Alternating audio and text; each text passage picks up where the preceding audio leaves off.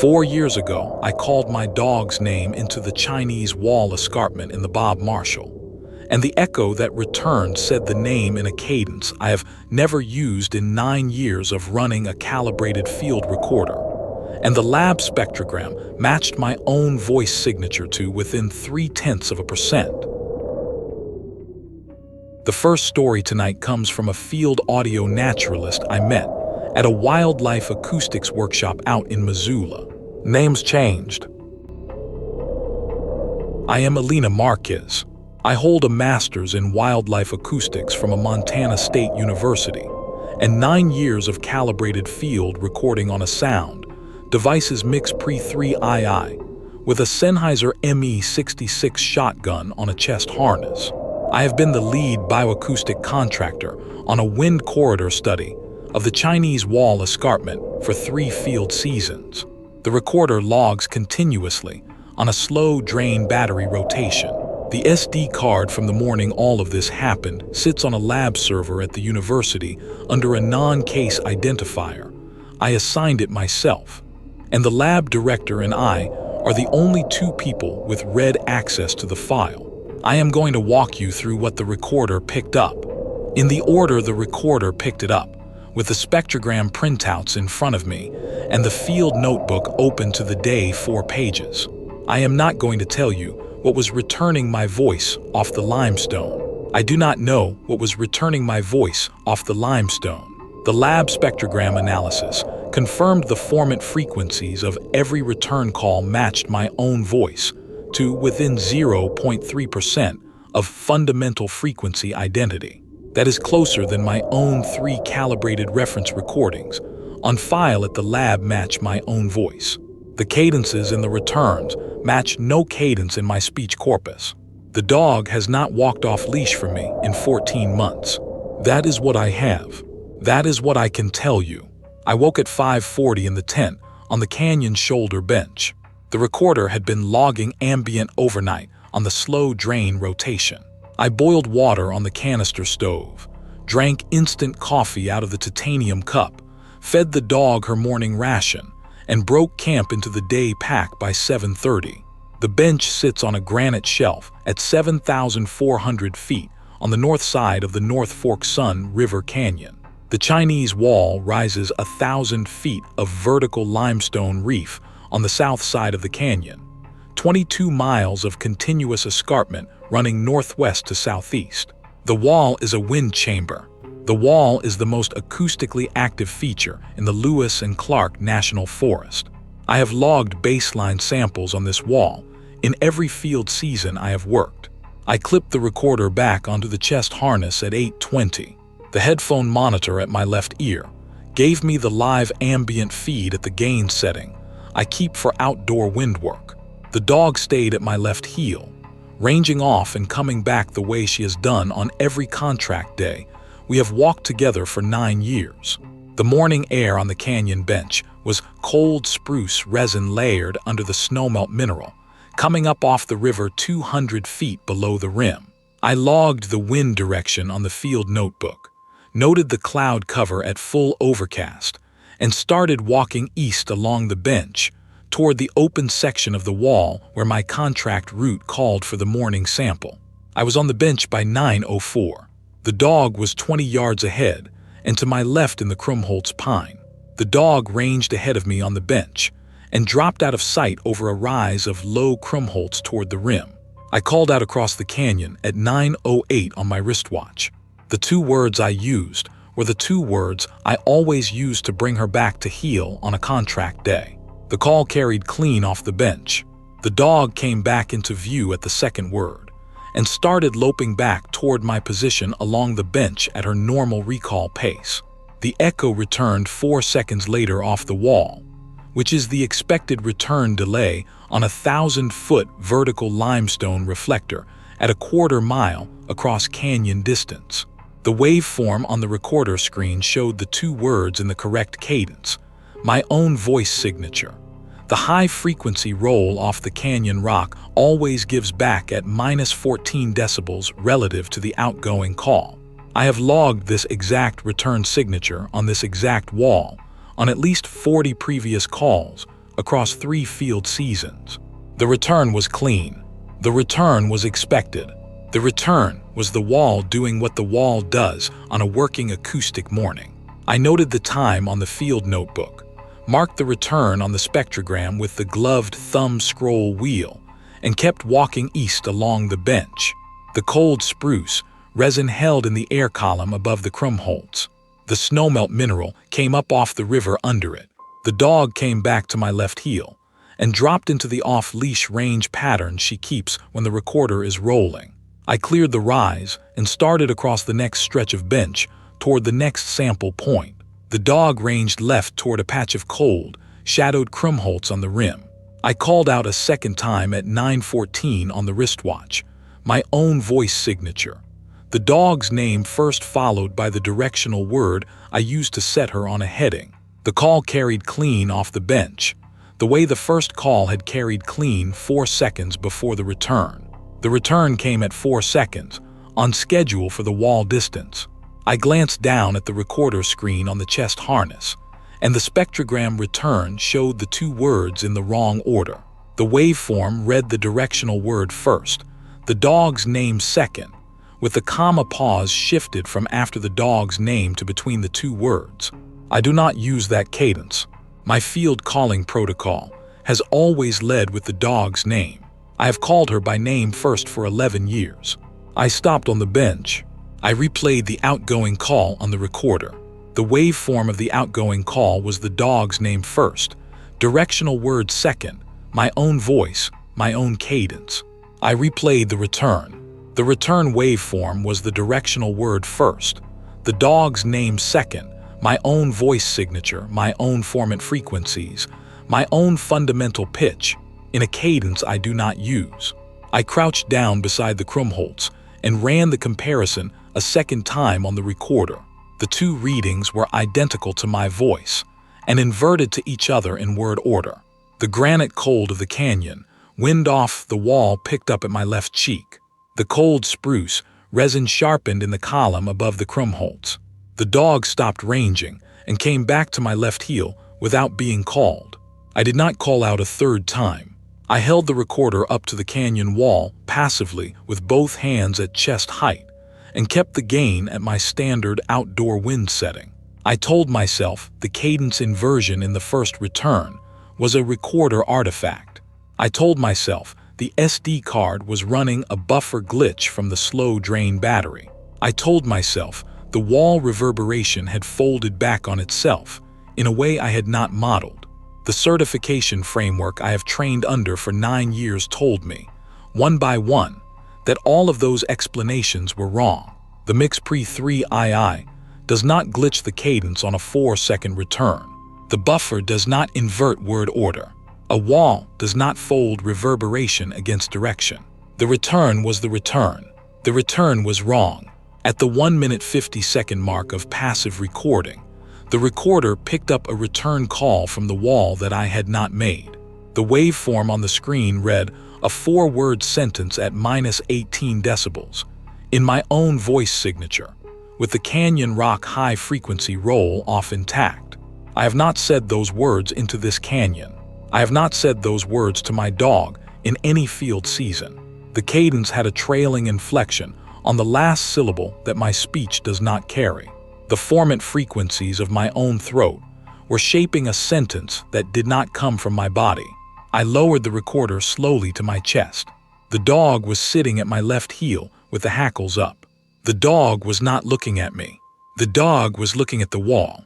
The granite cold off the wall sharpened. The cold spruce resin sharpened with it.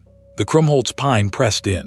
I killed the gain on the recorder and started walking back west toward the canyon shoulder, where I had camped the night before. The dog stayed at my left heel and did not range. I covered 400 yards in the Krumholtz at a steady contract walk pace. The recorder was still rolling on the chest harness because protocol on a working day is recorder always on, monitor always live. At the bench shoulder, I stopped to take the satellite waypoint on the handheld, and the recorder picked up a second unsolicited return from the wall. The waveform read another sentence in my voice. I did not need the screen to read it. I had the monitor at my left ear at the gain setting I use for outdoor wind work. The sentence came through the monitor as my own voice telling the dog to stay. I have never said those words on this canyon. I have not stopped on the bench. I have not unclipped the dog. The dog heard the monitor through the open ear cup. At the same instant I heard it. The dog flinched its head sharp to the left toward the wall and started to walk west off the bench toward the canyon edge.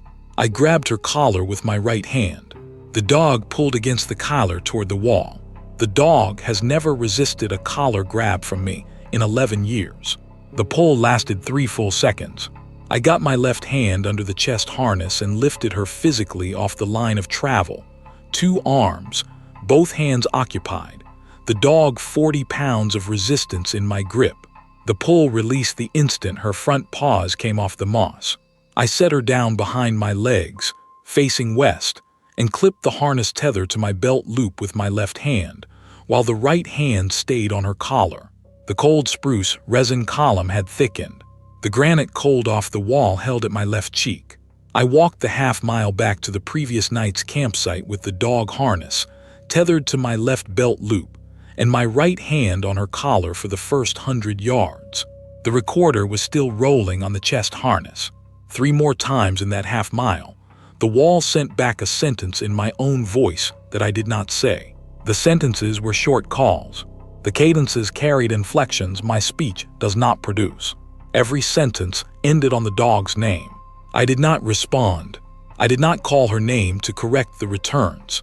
I did not speak at all. The protocol when a working dog is responding to a stimulus you cannot resolve is to lock the dog onto your physical position with 2 contact points and walk a steady cadence out of the country until the stimulus releases. I did the protocol. The dog responded to each of the 3 returns with a head flinch toward the wall and a body pull west off the moss trail. The pulls were shorter than the first pull on the bench. The harness tether held the lateral displacement to under a foot. My right hand stayed on the collar between each return and the next. The cold spruce resin held in the column above the trail. The snowmelt mineral came up off the river under it. The granite cold off. The wall was at my left cheek for the full half-mile. The Krumholtz pine pressed in at the canyon shoulder bench, where I had camped the night before. I reached the camp at 10:30 in the morning, broke the tent into the pack in 8 minutes, loaded the dog's tether short to my belt loop, and started west out of the canyon along the trail I had walked in on day 1. The recorder was still rolling. I walked the 17 miles out the same day, with the dog harness tethered to my belt loop for the entire trip. The recorder rolled on the chest harness through the canyon, over the ridge at 4:05 in the afternoon, down the long descent to the benchmark side, and across the access road to the truck. 2 more returns came from the wall, while I was still in line of sight of the Chinese wall in the first 3 miles. The recorder logged both at my voice's exact formant signature, with the Canyon Rock high-frequency roll-off intact. The dog flinched at both. The harness tether held. A 3rd return came at 6:12 in the evening, 8 miles out, with the wall already 2 ridges behind me, and the Canyon Rock acoustic signature physically blocked by 10,000 feet of intervening limestone.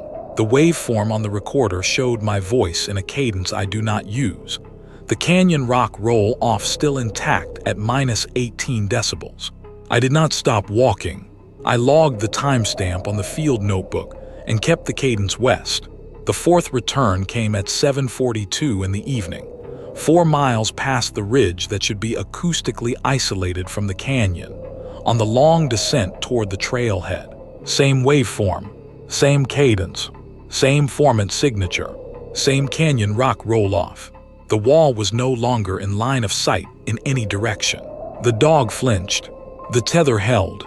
I reached the trailhead at 8:12 in the evening, killed the recorder for the first time in 46 hours, opened the chest harness, pulled the SD card, and sealed it in the Pelican case dry bag inside the truck cab with the door locked. I drove the dog out the gravel access road to the highway, with the harness tether still clipped to the belt loop on my passenger seat. I delivered the SD card to the lab director the following Monday morning at the Wildlife Acoustics Lab on the university campus. The lab director ran the spectrogram analysis through the court-grade voice identification toolchain the lab maintains for forensic ornithology work and predator vocalization cases.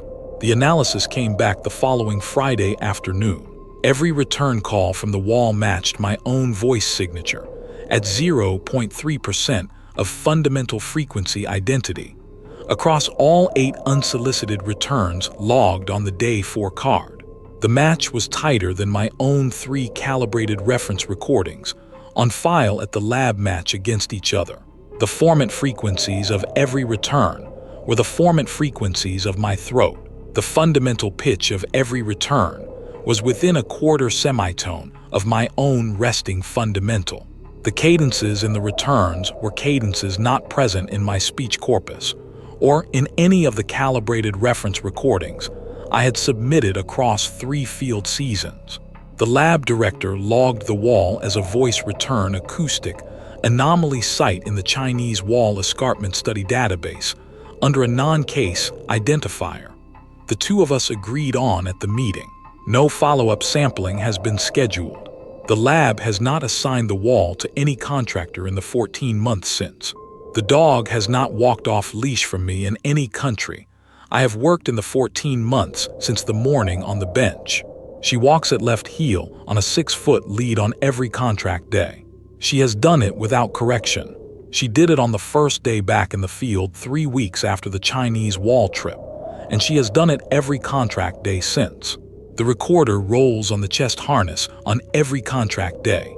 The monitor sits at my left ear at the gain setting I use for outdoor wind work. The SD cards go into the Pelican case, dry bag at the end of every day. The cards go into the office safe at the end of every contract. I have not returned to the Chinese wall. I do not take contracts in the Bob Marshall. The lab director routes the wind corridor study work to other contractors now. The audio file from day 4 sits on the lab server under the identifier we agreed on. The cadences in the returns match no cadence in my speech corpus. The lab has not asked me about the file. I have not asked the lab about the file. The file is there. The wall is there. The dog walks at my left heel. This next one came as a letter from a fly fishing guide I correspond with in Northern California. Names changed. I am Daniel Reyes. I have guided fly fishing on the Trinity Alps high country lakes for 22 years out of an office in Weaverville on the Trinity River. I am the recognized expert on Caribou, Lake Brook trout, and rainbow population dynamics for the local Outfitter Association, which is a small enough association that recognized expert means the man who has logged more dawn surveys on that lake than anyone else has been willing to log. I keep the client logs in a moleskine on the office shelf. The August and September Caribou pages for last year are blank because I canceled the bookings. I am going to walk you through what I scouted that morning, in the order I scouted it, with the Sony RX100V footage open on the office laptop and the dawn survey log open on the desk beside it. I am not going to tell you what the Brook trout were doing. I do not know what the Brook trout were doing. The footage is 47 megabytes, 60 frames per second, with the timestamp burn in intact, on 3 external hard drives and 1 cloud backup. The fishery itself has gone on through the August spawn on schedule, per the colleague who took over my client window. The fish are doing exactly what the fish should be doing. I am the one piece of the system that no longer fits. I am the one piece of the system that pulled the lake off the client log. That is what I have. That is what I can tell you. The morning was a standard pre-client scouting run.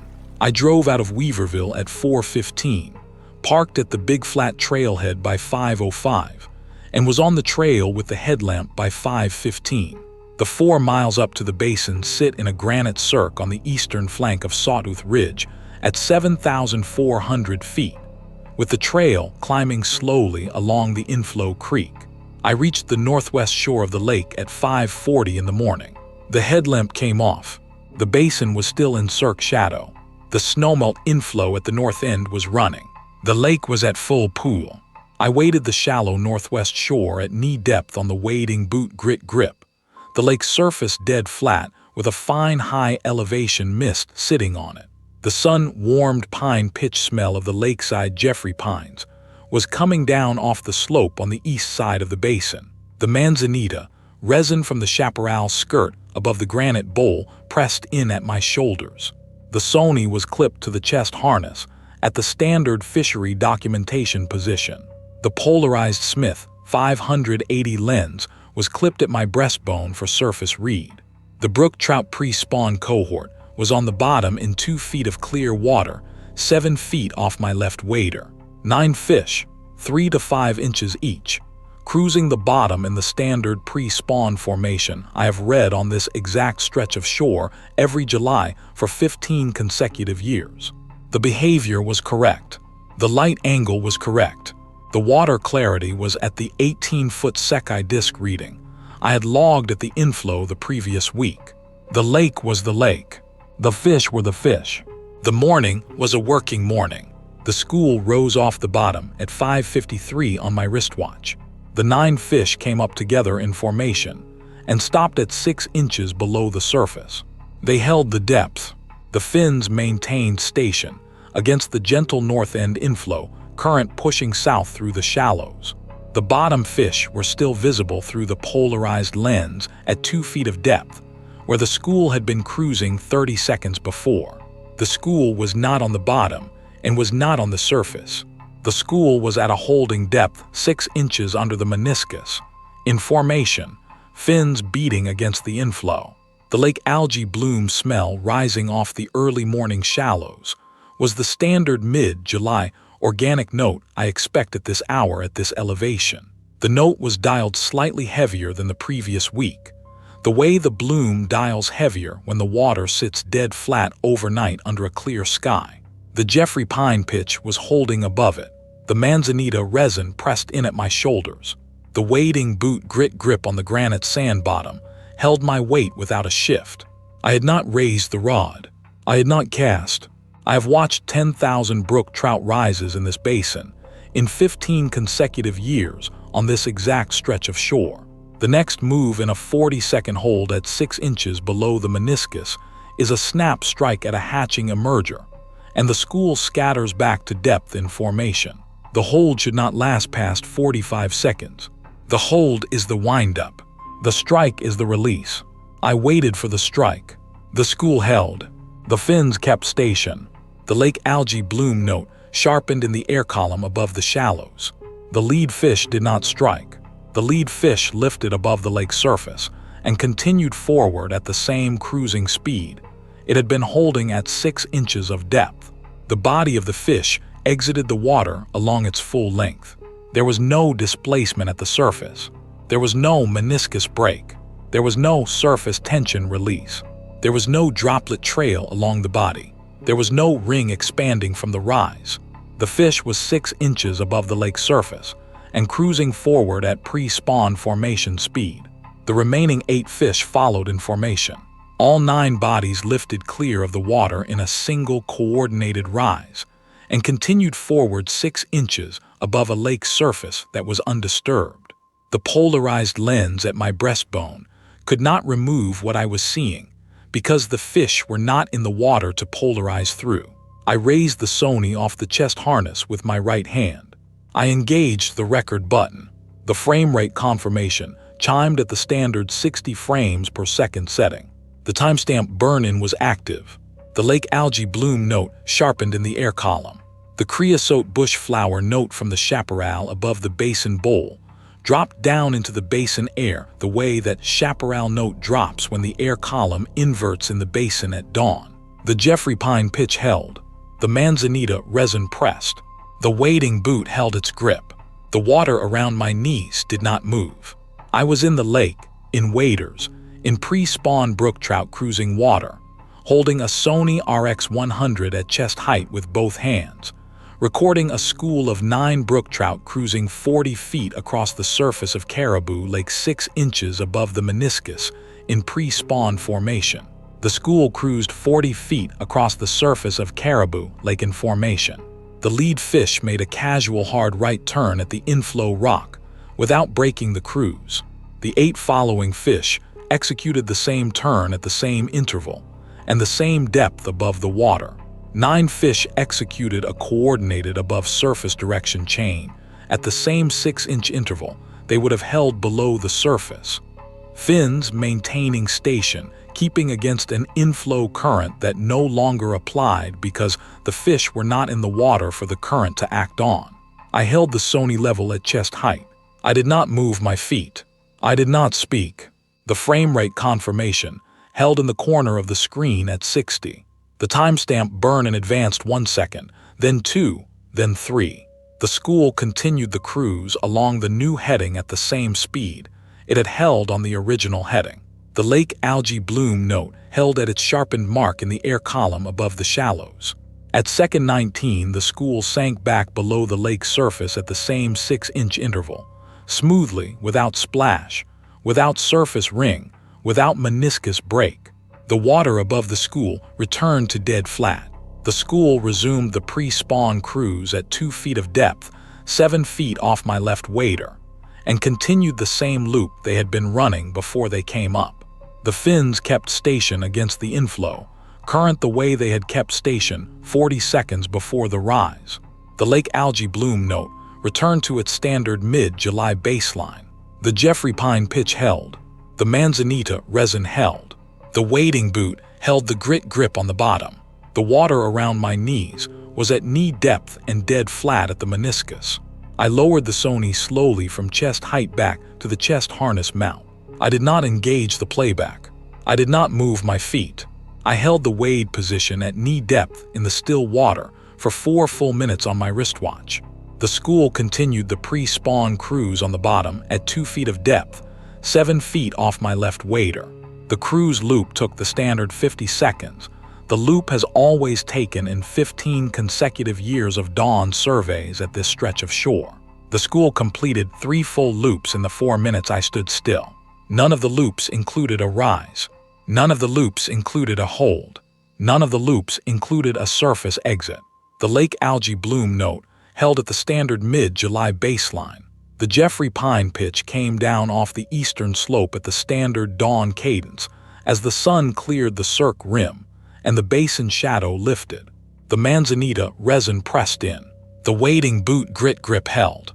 The water around my knees was the water around my knees. The brook trout cruised the bottom in pre-spawn formation. The basin was the basin I had read in 15 consecutive summers. At minute 4, I waded slowly back to the northwest shore. I stepped out of the water onto the granite slab above the wade entry. I unhooked the wader straps from my shoulders and stripped down to the breathable base layer underneath. I sat on the granite slab with the Sony in my lap. I opened the camera screen. I engaged the playback. The 19 seconds were on the screen. The fish above the surface were visible. The timestamp burn-in was intact at 1-second intervals from 5:54:07 through 5:54:26. The audio track had the standard alpine lake morning silence and my own audible breathing at 5.3 breaths per minute, which is my standard professional wade fishing rate. I packed the camera into the dry bag inside the waxed canvas pack at 6:20 in the morning. I unstrung the fly rod and broke it down into the rod tube. I rolled the wader at the granite slab and strapped the roll to the pack frame. I did not complete the rest of the scouting line on the lake. I did not log the population count for the August client window. I did not check the inflow Sekai disk. I walked the 4 miles back to the big flat trailhead at the steady cadence I keep on a working scout day. No faster, no slower. The Jeffrey pine pitch held on the trail off the basin rim. The manzanita resin thinned as the trail dropped below the chaparral skirt at the basin lip. I reached the trailhead at 9:15 in the morning. The truck was in the lot where I had parked it at 5:05. I loaded the pack into the bed, the rod tube into the cab, the wader roll into the bed, and unlocked the driver door. I sat in the driver's seat with the camera still in the dry bag in the pack and the keys in my hand. I drove the gravel access road out to the highway at the speed limit. I drove the highway back to Weaverville at the speed limit. I parked the truck at the office at 12:40 in the afternoon. I carried the pack inside. I locked the office door. I did not return any calls that afternoon. I did not return any calls that evening. I copied the 47 megabyte clip onto 3 external hard drives and 1 cloud backup that afternoon. The timestamp metadata is intact. The file has not been edited, processed, color-corrected, or stabilized since the camera generated it. The MP4 container is the container the RX-100 wrote it in at 60 frames per second on a standard pro-grade U3 card. I showed it to one wildlife biologist at the California Department of Fish and Wildlife Regional Office a week later. He watched it twice without speaking. He asked me to send the original SD card for chain of custody verification at the state lab. I declined. I have not shown it to anyone since. I canceled the August and September Caribou Lake client window the following Monday. The bookings on the office calendar for those 2 months totaled $22,000 in canceled revenue. The cost is a partial loss because I can still guide the other 2 lakes in the basin, and the brook trout and rainbow population work on those lakes goes on. I have not weighted caribou in 7 months. A colleague picked up the August spawn observation on a courtesy basis and reported the spawn went on schedule at the population dynamics I had logged the previous week. The fish are doing exactly what the fish should be doing. I walk the big flat trail on my off days. I stop at the inflow rock above the granite slab, where I unhook the wader straps that morning. I sit on the slab. I watch the surface. The lake is the lake. The basin is the basin. The Jeffrey Pine pitch comes down off the slope. The manzanita resin presses in. The lake algae bloom note rises off the early morning shallows on the days I sit there past dawn. I do not wade. The brook trout cohort numbers in Caribou Lake have continued through the season at the expected pre-spawn population dynamics. The August spawn went on schedule per the colleague's report. The fall recruitment ratios looked correct. The juvenile to adult ratio held at the standard caribou baseline. The lake is doing what the lake should do. The fish are doing what the fish should do. The fishery is the fishery I have read for 15 consecutive years. The wildlife went on doing what wildlife should do. The anomaly was a discrete event the world did not need to repeat. The world has not repeated it. The world has gone on without comment. The last story tonight comes from a Granite State SAR volunteer I met at a winter clinic in North Conway.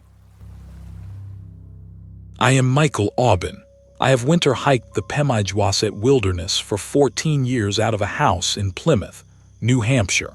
I have been a Granite State search and rescue volunteer for 7 years with incident response certification on the White Mountains National Forest North and South Districts.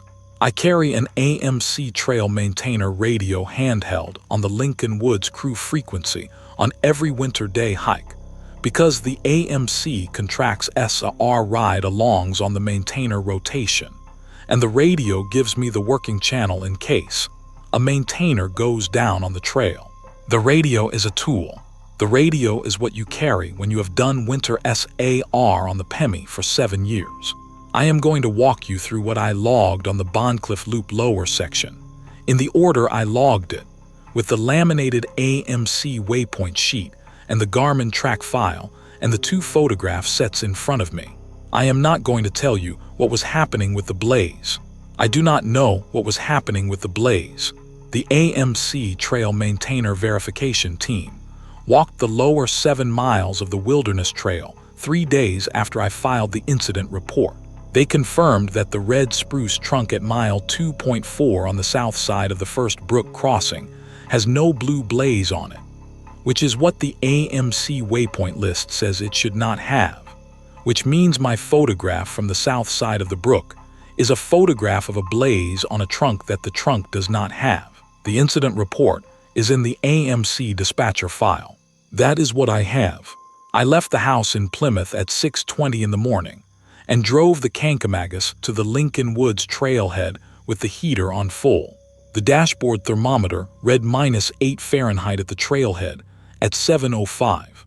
I parked, broke out the gear, strapped the snowshoes onto my boots in the parking lot, clipped the AMC radio handheld to my pack strap at the standard chest monitor height, clipped the laminated waypoint sheet to my belt with a carabiner, and started up the Wilderness Trail at 7:14 on my wristwatch.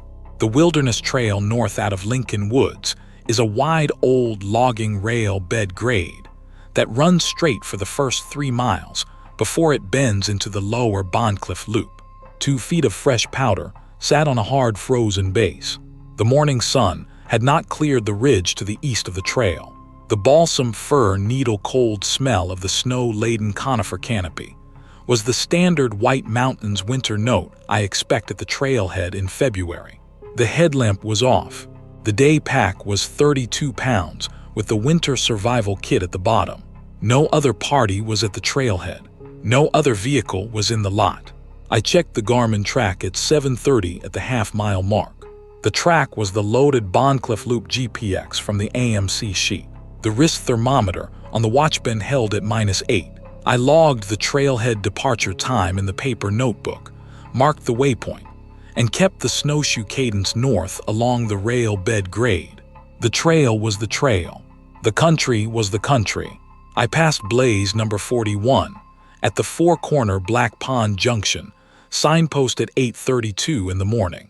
The Blaze sat on a red spruce trunk on the east side of the Wilderness Trail at the standard AMC I-height mounting. Freshly painted in the latex, the AMC volunteer maintainer crew applies in the November pre-winter sweep.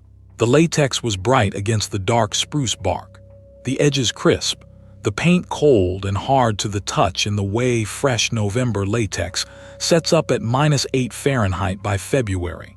I logged the waypoint on the notebook with the gloved thumb shorthand I have used for 14 years. I reached Blaze 42 at 8:48 on a yellow birch trunk 30 feet east of the trail line. Freshly painted, freshly mounted, on the AMC numbered list. I reached Blaze 43 on a hemlock at 8:54, Blaze 44 on a red spruce at 9:01, Blaze 45 on a yellow birch at 9:09. Every blaze was freshly painted in the same November latex. Every blaze was at the AMC I-height mounting. Every blaze was on the AMC trail maintainer numbered list. The fresh powder snow was undisturbed under each tree, except for my own snowshoe track behind me. The smell on the trail was the layered White Mountains February note. The balsam fir needle cold sat in the top of the column, off the snow-laden conifer canopy. The birch bark tannic from the yellow birches at the blaze line layered under it. The iced leaf litter from the previous fall's beech leaves came up off the snow at boot level. A thin, distant note of wood smoke from a chimney in Lincoln 9 miles south came up the drainage on the south wind. I logged each waypoint. I kept the cadence north. I came up the trail at mile 2.4 on the Garmin track at 9:23 in the morning. The next blaze in the sequence should have been Blaze 46. The AMC waypoint sheet on my belt said Blaze 46 sits on a red spruce trunk on the north side of the first brook crossing at mile 2.8, 3/10 of a mile beyond my current position. The trail in front of me went 60 feet to the brook. The brook was running under a snow bridge, audible, the soft cold water on rock under the powder. I had not crossed the brook. There was a freshly painted blue blaze on a red spruce trunk on the north side of the brook. The blaze was visible from my position on the south side of the snow bridge at mile 2.4. I stopped. I pulled the laminated AMC sheet off my belt with the gloved thumb and read the entry for Blaze 46 a second time. Blaze 46, red spruce, north side of the first brook crossing, mile 2.8. I pulled the Garmin out of the chest pocket and checked the coordinate. The Garmin read mile 2.4 on the correct trail line on the loaded Bondcliff Loop GPX track. The waypoint for Blaze 46 on the loaded GPX sat at mile 2.8 on the screen. I crouched on the south side of the snowbridge with the AMC sheet in one gloved hand and the Garmin in the other. The blaze on the red spruce trunk 60 feet north of me was the blaze I was looking at. The blaze was in the AMC numbered position. The blaze was 3/10 of a mile south of where the AMC sheet said the blaze was.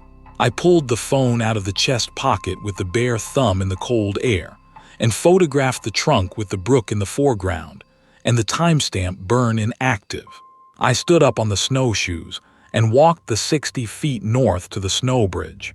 The snow bridge was solid powder over ice at the first brook crossing on the Bondcliff Loop. I crossed it at the standard winter cadence. 3-point contact, snowshoe trekking pole, 12 seconds end to end. I stepped off the snow bridge on the north side of the brook and walked the 15 feet to the base of the red spruce trunk that had carried the blaze. The trunk was the trunk.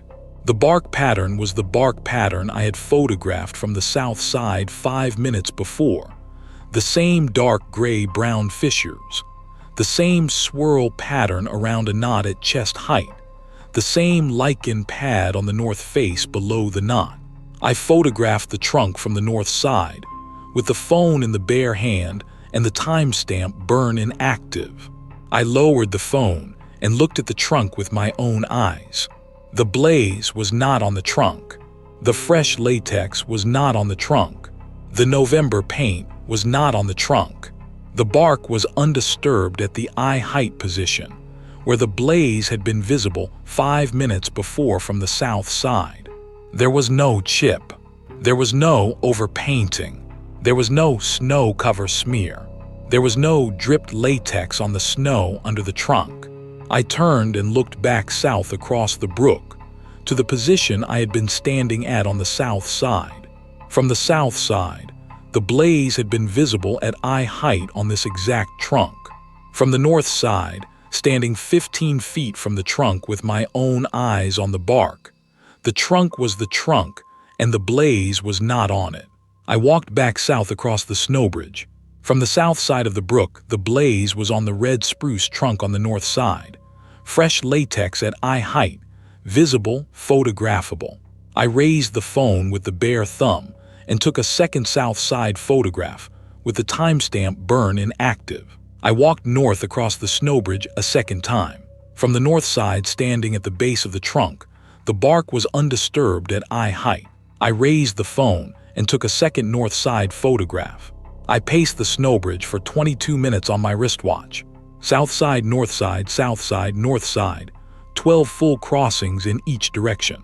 The release point and the resumption point were repeatable to within the width of the snow bridge. The south side photograph showed a fresh blue blaze at eye height on the red spruce. The north side photographs showed bare bark at eye height on the same trunk in the same frame.